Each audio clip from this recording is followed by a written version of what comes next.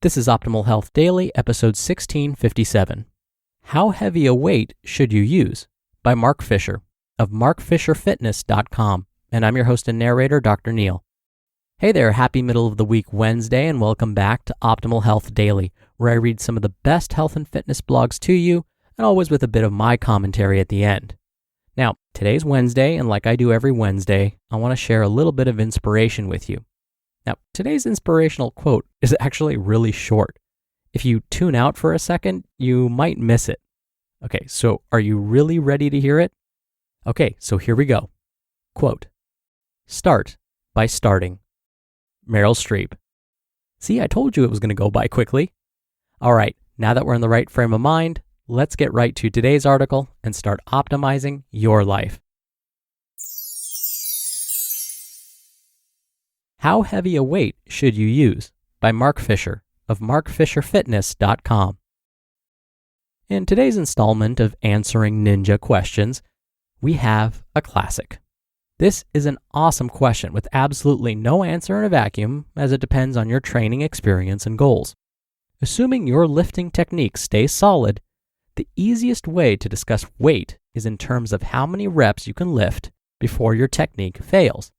You can also describe the relative heaviness of a weight as a percentage of the heaviest weight you can lift for one rep. But for our discussion today, rep ranges are a bit more user-friendly for most trainees. As a general rule of thumb, different rep ranges will elicit different changes in your body. Classically, weights that you can lift for 1 to 5 repetitions will make you stronger. Weights that you can lift for 6 to 12 repetitions will make your muscles grow, and weights that you can lift for 13 or more reps will train your muscular endurance. Having said all that, it all depends. In the beginning, when you first start training, any rep range will make you stronger. Additionally, any rep range will probably add a bit of muscle, though how much will depend to a large extent on genetics, gender, and nutrition. Since everyone is a unique little snowflake, intermediate and advanced trainees will have more success at different goals in different rep ranges. While advanced trainees will indeed need to lift heavier weights to get stronger and will need to do more reps to develop endurance, a more contemporary approach to growing muscle will emphasize the breadth of rep ranges. Though even here, it seems much above 20 reps in a single set starts to require too light of a weight for the intermediate or advanced trainee. Lifting for fat loss. Where does fat loss fit into all of this? Fat loss is predominantly created by your nutrition. However, you can and should use training to expedite the process and encourage the body to maintain muscle. Counterintuitively, it seems a mix of heavy weights and moderate reps are more effective than lots of high rep toning sets. Although the higher rep sets allow you to feel the burn, using heavier weights actually facilitates fat loss better. By focusing on lifting moderately heavy weights, more fat will be burnt after your workouts through something called post-exercise oxygen consumption. In non-scientific terms, you've basically increased your metabolism for the next 24 to 48 hours.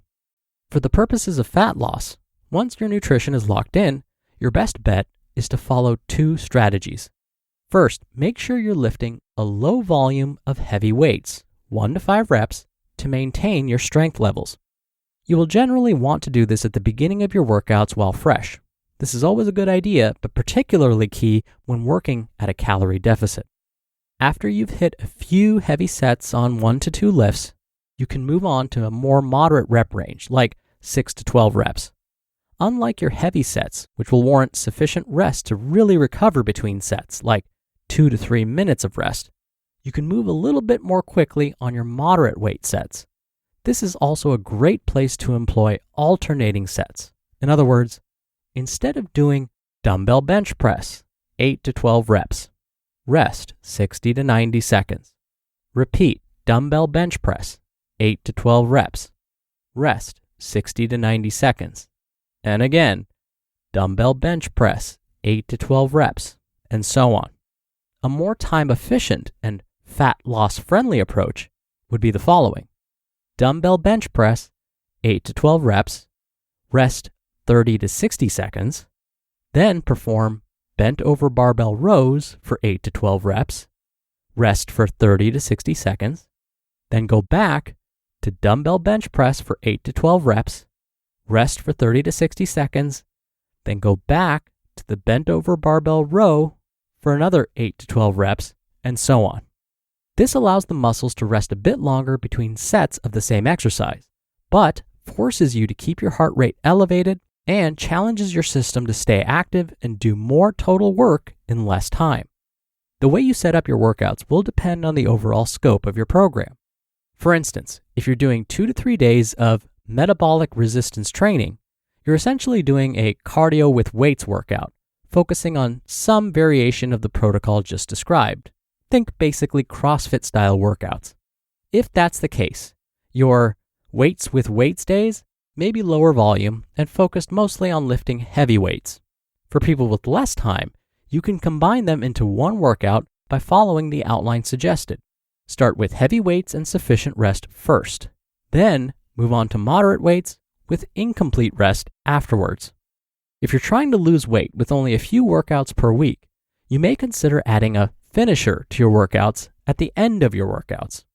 Generally speaking, finishers fall on the far spectrum of the extreme and often employ little to no rest and moderate to relatively light weights. Examples include battle ropes, kettlebell circuits, and bodyweight circuits. A word to the wise: more is not better. More is just more, and sometimes more will set you back. When you're working at a calorie deficit, exercise is adding one more stressor to the equation. Some exercise is important and will help speed things along and help maintain your muscle.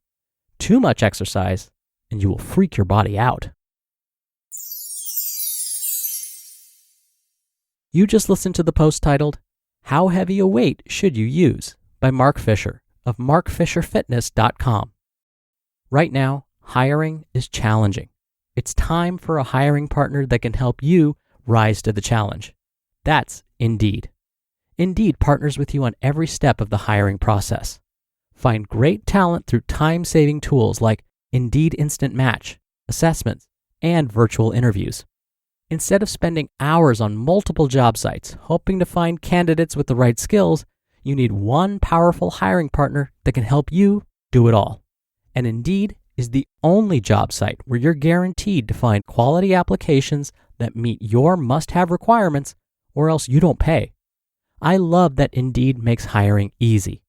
Indeed helps star applicants shine with over 135 assessment tests from cooking to coding. Start hiring right now with a $75 sponsored job credit to upgrade your job post at Indeed.com/health. Offer valid through March 31st. Go to Indeed.com/health to claim your $75 credit before March 31st. Indeed.com/health. Terms and conditions apply. Need to hire? You need Indeed. Dr. Neal here for my commentary. When Mark was describing why it's important to start lifting with heavier weights at the beginning of a workout, it reminded me of a question I often get asked. What if I want to do some weightlifting and cardio as part of one workout? Meaning, I want to lift weights for like 15 minutes and I want to go for a jog for like 30 minutes. Should I use the 30-minute jog as my warm-up and then hit the weight room after? No. You would actually want to start by hitting the weights first, then jog or bike, row, walk, whatever, after. This is a common question, and often people do this backwards.